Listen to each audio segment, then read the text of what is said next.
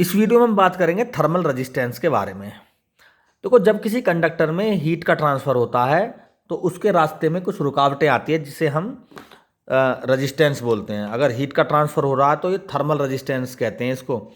जैसे हमने electric resistance पढ़ा था, जब किसी कंडक्टर में इलेक्ट्रिसिटी जब फ्लो होती है, किसी वायर में इलेक्ट्रिक करंट कैरी होता है तो करंट के रास्ते में भी कुछ रुकावटें आ जाती हैं, जैसे हम कहते हैं इलेक्ट्रिक रेजिस्टेंस। ऐसे ही हम बोलते हैं इसको थर्मल रेजिस्टेंस। अगर हीट का ट्रांसफ़र हो रहा है तो यहाँ पर जो रुकावटें हैं हीट के ट्रांसफर्स में, तो उसको बोलते हैं हम thermal resistance.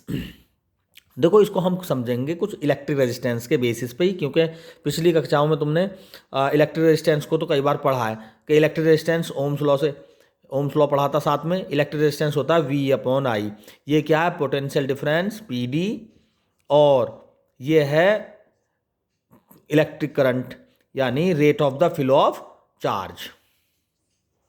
Rate of flow of charge. तो इसी तरह से हम पढ़ेंगे थर्मल रेजिस्टेंस को। ये याद करने की ट्रिक है। जैसे यहाँ पर पोटेंशियल डिफरेंस था तो यहाँ पर हो जाएगा टेम्परेचर डिफरेंस θ1 माइनस θ2। क्लियर? जैसे यहाँ पर रेट फ्लो ऑफ चार्ज था, यहाँ पर heat flow of rate of flow of heat हो जाएगा। करंट था I = Q/T, यानी flow of charge at per unit time. H हो जाएगा Q/T, ये भी Q/T। लेकिन यहाँ पर चार्ज था Q, और लेकिन यहाँ पर क्या होगा? यहाँ पर rate of flow of heat हो जाएगा। Flow of heat at per unit time, यहाँ flow of charge at per unit time. तो रेट फ्लो ऑफ चार्ज तो हो गया करंट, और रेट फ्लो ऑफ ये है रेट फ्लो ऑफ हीट। ठीक है? तो यहाँ से इसकी यूनिट भी रेजिस्टेंस की यूनिट की तरह ही ओम होती है। ठीक है? तो ये हो गया थर्मल रेजिस्टेंस। अब देखो, हमें पता है H बराबर होता है, अभी बताया था हमने Q/T। Q की वैल्यू अगर हम रख दें KA θ1 माइनस θ2 अपॉन L, और T से T कैंसिल, तो ये फॉर्मूला बन गया। तो ये है हमारा रेट ऑफ फ्लो। अगर हम H अपॉन ये θ1 माइनस θ2 इधर ले आए, θ1 माइनस θ2 ये ले आए जी, तो क्या हो गया? KA/L। अब थोड़ा उल्टा कर दो इसको, क्योंकि ये तो 1/R है ना। ये क्या? 1/R। KA/L। R बराबर क्या हो जाएगा? L/KA। ठीक है?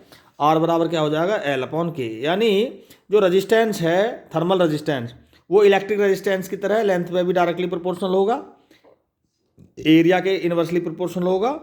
और जैसे इलेक्ट्रिक रेजिस्टेंस भी L/A पर था डिपेंड, L के डायरेक्टली प्रोपोर्शनल और एरिया के इनवर्सली प्रोपोर्शनल। और थर्मल रेजिस्टेंस भी सेम है। कंडक्टिविटी पर भी सेम बिल्कुल, इलेक्ट्रिकल कंडक्टिविटी के भी इनवर्स प्रोपोर्शनल था रेजिस्टेंस। यहाँ पर ये थर्मल कंडक्टिविटी के भी इनवर्सली प्रोपोर्शनल ये रेजिस्टेंस। ठीक है? कंडक्टिविटी ओबियसली कंडक्टिविटी ज़्यादा होगी तो रेजिस्टेंस कम होगा। ठीक है? हमने पढ़ा था R बराबर ρ/L/A रेजिस्टेंस के केस में, इलेक्ट्रिक रेजिस्टेंस के। तो ρ क्या था? ये रजिस्टिविटी थी। ठीक है? रजिस्टिविटी की उल्टी क्या होती है? कंडक्टिविटी, बिल्कुल इनवर्स। तो ρ के प्लेस पे लिख देंगे हम 1/σ। तो इलेक्ट्रिसिटी के केस में था ये ρ बराबर L/σA, क्योंकि ये इलेक्ट्रिकल कंडक्टिविटी है। R इजिकल टू ये L/σA। तो ये है थर्मल इलेक्ट्रिकल रेजिस्टेंस का फॉर्मूला इलेक्ट्रिसिटी के केस में। यहाँ पर L length of wire, A cross section area, यहाँ पर भी सेम L और A। यहाँ पर सिग्मा क्या है? कंडक्टिविटी, इलेक्ट्रिकल कंडक्टिविटी कंडक्टर की, और यहाँ पर थर्मल कंडक्टिविटी के। सिग्मा और के में थोड़ा सा डिफरेंस है, डिनोटेशन में डिफरेंस है। वैसे ये थर्मल कंडक्टिविटी है और ये है इलेक्ट्रिकल कंडक्टिविटी। ठीक है? तो सेम फॉर्मूले बिल्कुल। इलेक्ट्रिकल रेजिस्टेंस भी लंबाई के बढ़ने पर बढ़ता है, ये भी, और क्रॉस सेक्शन एरिया बढ़ने पर रेजिस्टेंस घटता है, इलेक्ट्रिसिटी के केस में भी और थर्मल के केस में भी।